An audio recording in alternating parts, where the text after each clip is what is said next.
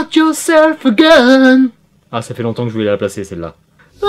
Monsieur là, bonjour, fonçons dans le New Jersey pour parler de Many Saints of New York, le préquel d'une des meilleures séries de tous les temps, Les Sopranos. Au départ, j'étais très sceptique à l'idée de ce projet parce qu'à la fin de la série, beaucoup de suites étaient annoncées. Il y avait le spin-off sur le fils de Tony Soprano, il y avait une préquelle, je savais pas que ça allait être une série ou un film, et en toute transparence, j'ai tellement kiffé la série, je voulais que ça s'arrête là.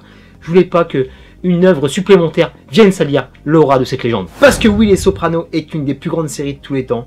C'est la série qui a mis HBO tout en haut de l'affiche, même s'il y a des bonnes séries avant comme Oz et The Wire, mais Sopranos a fait rentrer HBO dans les foyers. Il y avait une telle audience autour de la série, il y avait une telle hype, un tel enthousiasme, c'était un truc de fou bien avant Game of Thrones.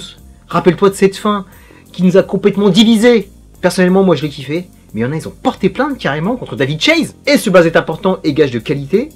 Quand j'ai vu que son nom apparaissait à l'écriture du scénario du film, eh bah oui mon pote, là j'étais enthousiaste. Parce que le mec a tout verrouillé, fallait pas qu'on touche à son bébé. Et il a bien raison. Et le film dans tout ça, bah il est très savoureux, à part un petit bémol d'entrée, que dis-je, un énorme bémol, parce que les gars te balancent un énorme spoil, qui compte énormément dans la dernière saison, car en réalité, si tu n'as pas vu la série en entier, tu es totalement expulsé. Il y a tellement de liens entre ce film préquel et tout ce qui se passe sur les 7 saisons des Sopranos, que je pense que tu n'auras jamais le même plaisir que moi. Ce film est fait vraiment pour les fans. Et il expédie tous les autres dans la salle d'à côté pour aller voir Eternal, parce qu'il y a Eternal de partout. Donc oui, ça divulgage sa race, mais moi j'ai kiffé parce que la réalisation elle est super belle. Elle te plonge dans les années 60-70 avec une super reconstitution de l'époque. Les voitures, les fringues, l'ambiance, la superbe bande son. Le grain d'image est beau et raffiné pour le mettre dans le cœur de New York et on reste dans une tonalité sopranesque. Ce qui était très fort dans cette série, c'est qu'ils arrivaient à te parler du business de la mafia tout en parlant dans leur quotidien. On rentre dans leur foyer, on les voit avec leur famille, on les voit à l'extérieur, on les voit dans des moments de vie quotidienne. Tous ces moments de réalité arrivent à désacraliser ces gars, te les rendre plus humains, plus faillibles, voire attachants, alors que c'est des véritables fils de paix. On est dans une famille mafieuse plus de Ligue 2, parce qu'ils sont au New Jersey, c'est pas New York. Une American way of life plus moyenne, avec un quotidien plus pépère. Et on retrouve tout ce qu'il y avait dans la série, transposé aux 60s. Et il y a toujours cette force de dialogue, avec cette gouaille, cette beaufrie, qui te fait sourire, des fois sourire jeune, parce qu'il y a beaucoup de racisme. Et c'est aussi très pertinent d'avoir enrichi l'œuvre avec d'autres personnages qui s'intercalent, comme l'afro-américain Harold, qui est l'homme de main de Dickie Moltisanti. Et ce personnage, je vais le mettre dans le contexte de l'époque, avec cette fameuse émeute qui s'est passée à New York en 1967, fait divers tragiques et réels suite à la mort d'un taxi pris à partie par la police locale, alors qu'il avait juste pris un sens interdit. À l'époque, c'était une poudrière, on baignait en pleine lutte des droits civiques et la population noire s'est soulevée, et les émeutes ont été une violence, il y a eu plusieurs morts, il y a eu plusieurs blessés, et certains quartiers qui ont été incendiés et détruits n'ont même pas été réparés dans notre époque, tellement c'était explosif, et c'est vraiment magnifique d'avoir mis l'action des mafieux à cette époque-là.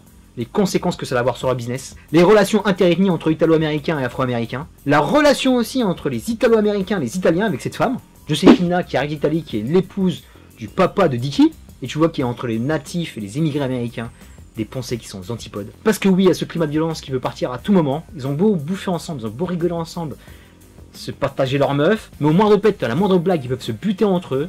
Ils peuvent aussi jouer sur la fierté des uns et des autres par rapport aux collègues de fond. Tu peux te faire rabaisser si tu n'as pas fait ce qu'il fallait faire. Et encore une fois, c'est archi bien structuré, c'est super bien d'avoir pris, on va dire, comme personnage principal, même s'il y a beaucoup de gens qui gravitent autour de lui, Dickie Moltisanti, qui est le père de Christopher, et d'avoir mis Tony Soprano, le personnage secondaire. C'est vraiment pas lui qui prend le lead. Quand on voyait tout jeune, jamais on n'aurait pensé que ça allait être un capot de la mafia. L'histoire part sur la famille de Moltisanti, tout ce qui s'est passé. On peut faire des liens avec la série, parce qu'on en a beaucoup parlé du meurtre de son père, et on voit aussi des personnages qui sont encore dans le clan de la série de David Chase des années plus tard. Certains, tu les reconnais au premier regard comme Junior Soprano. Jeune ou vieux, le mec reste une sale race. Orion et sale race, Livia Soprano joué impeccablement par Vera Farmiga. Tu vois directement l'impact qu'elle a eu sur la vie de Tony, comment elle se comportait avec lui dans sa jeunesse. Et dès que tu vois ce qu'elle est devenue dans la série, t'arrives à capter tout de suite. À noter le maquillage qui est vraiment splendide parce qu'elle est vraiment méconnaissable. Et elle fait parfaitement la mama italiana. John Bertol, le père de Tony Soprano, qu'on voit juste en flashback dans la série. Il a pas un énorme rôle, mais à chaque fois qu'il débarque, le mec est dans sa bulle mafieuse.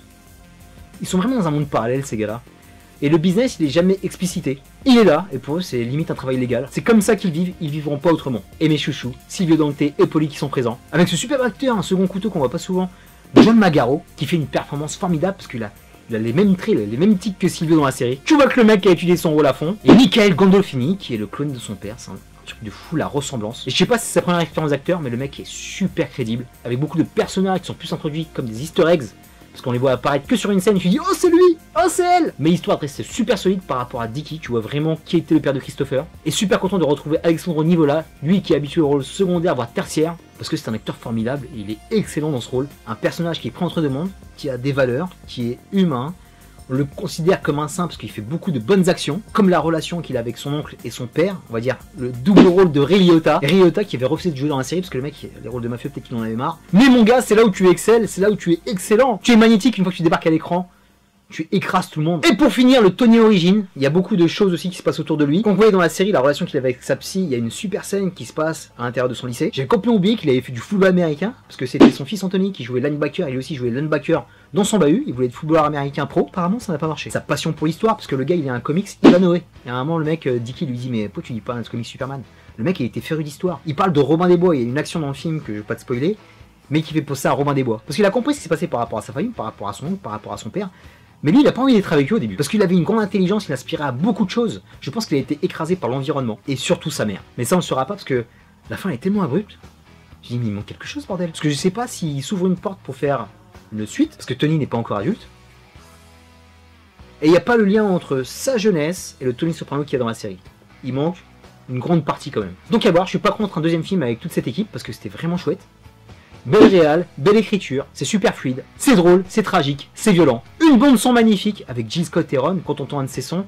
Obligé que le film soit cool. Terminus pour The Men in Sense of New York. Je te dis à très bientôt pour de prochaines vidéos. D'ici là, porte-toi bien. Merci pour tes likes, tes partages, tes commentaires. Est-ce que tu as vu Men in Sense?